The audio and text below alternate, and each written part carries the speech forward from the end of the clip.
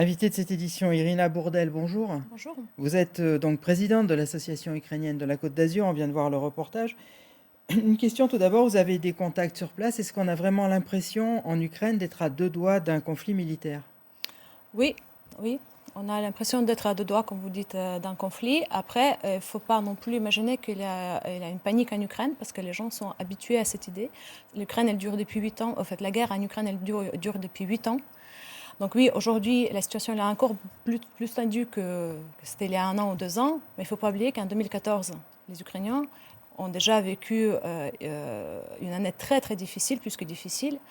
Et donc du coup, les Ukrainiens sont quelque part psychologiquement préparés à ça. La France qui appelle ses ressortissants à quitter l'Ukraine et à rentrer, est-ce que c'est quelque chose qui vous inquiète?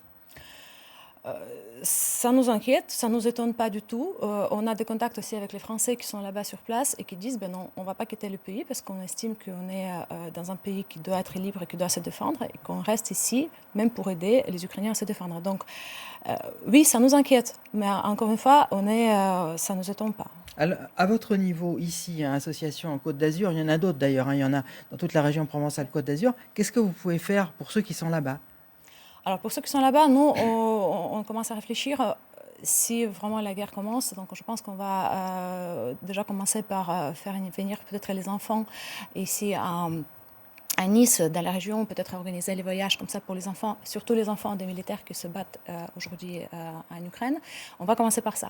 Ensuite, la situation, heureusement, a beaucoup bien changé par rapport à 2014, là où l'armée ukrainienne n'était pas du tout prête, elle était mal équipée. Aujourd'hui, c'est pas non plus l'armée très puissante. Certes, face à l'armée russe, c'est pas du tout le même poids, mais c'est quand même une armée qui est bien équipée, avec beaucoup de soutien grâce à l'Europe.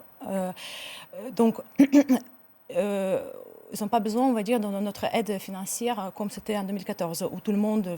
Donc aujourd'hui, c'était plutôt plus l'information, la communication et l'aide pour les enfants. Un dernier point, très rapidement, il y a eu tout cet après-midi et tous ces jours-ci une mobilisation internationale, hein, des coups de fil, des discussions. Est-ce que ça vous donne de l'espoir? Il y a toujours un espoir, oui, bien sûr, ça nous donne l'espoir. L'Ukraine se prépare à la guerre, c'est pas on défend notre pays, on va le défendre, mais on espère quand même qu'il n'y aura pas de guerre. Merci beaucoup, Irina Bourdelle, Merci. d'avoir accepté notre invitation.